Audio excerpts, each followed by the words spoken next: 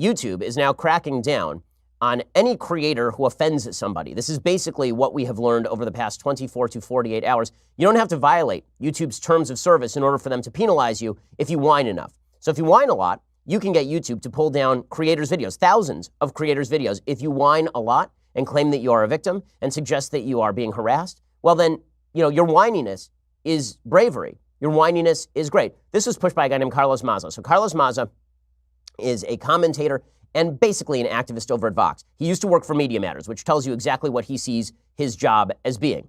The fact that he is considered a journalist is ridiculous. He is not a journalist. He's an activist. He's a pseudo-journalist. And so he has been pushing this idea that Steven Crowder, a person with whom I am friends, he's a comedian. I don't always love everything that he says in the pursuit of comedy, but he's a comedian. And he has made fun of Carlos Maza by doing something that he does on a routine basis to many people. Every time I'm on his show, he makes Jewish jokes. He calls his lawyer, half-Asian lawyer, Bill Richmond. He talks about, he had a producer named Jared. He used to call him Not Gay Jared. He has a producer who he calls Quarter Black. I can't remember the name of his producer. Like, this is just a running shtick on his show. Well, he referred to Carlos Maza as a queer. Okay, so the reason that I'm saying the word is because I'm not sure exactly what the context is for when this is appropriate. Like, Carlos Maza calls himself queer, but if Steven Crowder says the word queer, then it's obviously some sort of insult according to Carlos Maza. So I'm not sure what the rules are because the rules change every 5 seconds or so. Suffice it to say, I would not say that about Carlos Maza because that's not a word that I use, even if Carlos Maza uses the word about himself. In any case, Carlos Maza cut together a bunch of clips of Steven Crowder making fun of him because Steven Crowder makes fun of humans. And Carlos Maza then complained that this amounted to harassment. It does not. If people making fun of you amounted to harassment, I would be deeply harassed every day. I am not. People are just basically making fun of me, and that's fine. I mean, you want to make fun of me? Enjoy. I'm in the public square. That's the price of being in the public square. Get over it. Grow a thicker skin. So Carlos Maza couldn't take it, so he started tweeting about how Steven Crowder was harassing him and how he should be ripped down off of YouTube. And YouTube then replied, and they said, we take allegations of harassment seriously, and they said, our team spent the last few days conducting an in-depth review of the videos flagged to us. And while we found language that was clearly hurtful, the videos as posted don't violate our policies. We've included more information below to explain this decision. So then they explained there was nothing harassing there. Okay, and then Carlos Maza whined an awful lot, and a lot of his allies at Vox, those journalistic firefighters, so much journalisming over at Vox, they whined about it too. The folks at the Daily Beast whined about it. The Washington Post whined about it. All these journalistic firefighters who say that President Trump is trying to crack down on the press, really weird. Suddenly, their interest in the First Amendment went completely out the window. Their interest in basic free speech principles went out the window. Now, let me make a distinction, because folks don't. YouTube is a private company.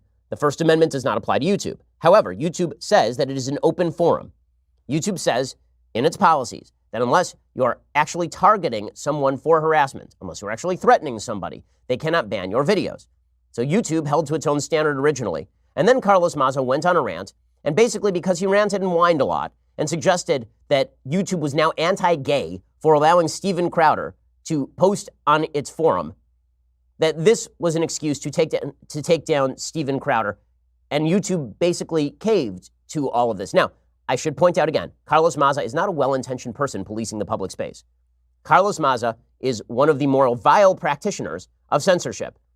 So just about a month ago, not even a month ago, like 3 weeks ago, he tweeted out, milkshake them all, about anybody who disagrees with him. Milkshake them all. Humiliate them at every turn. Make them dread public organizing.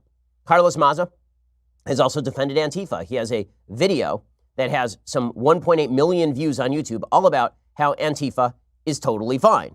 Here he is talking about how we shouldn't worry about Antifa, a violent group that targets people for violence. Antifa, short for anti-fascist. It's an umbrella term for a group that shows up at protests to confront neo-Nazis and white supremacists. They dress in all black, they wear masks, and they occasionally engage in violence. Once again, Antifa members attack peaceful demonstrators. The group's tactics and appearance have garnered them a lot of media attention over the past few months. America is waking up to the menace of Antifa. They're known as Antifa, and they're also known for being violent. But for a group that's getting so much airtime for being violent and dangerous, they're not causing that much havoc. Antifa look scary, but they make up a tiny part of the protests they show up at. Oh, so they're nothing, right? So this guy who says that Steven Crowder has to be banned for making mean jokes about him that hurt his feelings and gave his feelings a boo-boo. Steven Crowder and YouTube have to ban people now. He's defending Antifa. He's also tweeted out about religious people. You know, he's not bigoted in any way, Carlos Maza. He polices bigotry, except for when he's talking about religious people. Then he tweets out things like this, July 4th, 2015. Quote, "It's my religious beliefs" is a really convenient way of saying you're not allowed to point out what an insane, loathsome bigot I am. So if you're religious and you disagree with Carlos Maza on social values, you're a loathsome bigot now. I mean, the man really is a true delight. And obviously, we should take very seriously his contentions that he is a victim, that he's a deep victim in America's public discourse. Subscribe to the channel and be a nice person, sir. Follow me on Twitter, okay? Have a bloody nice day over there with a quite nice weather. Bye.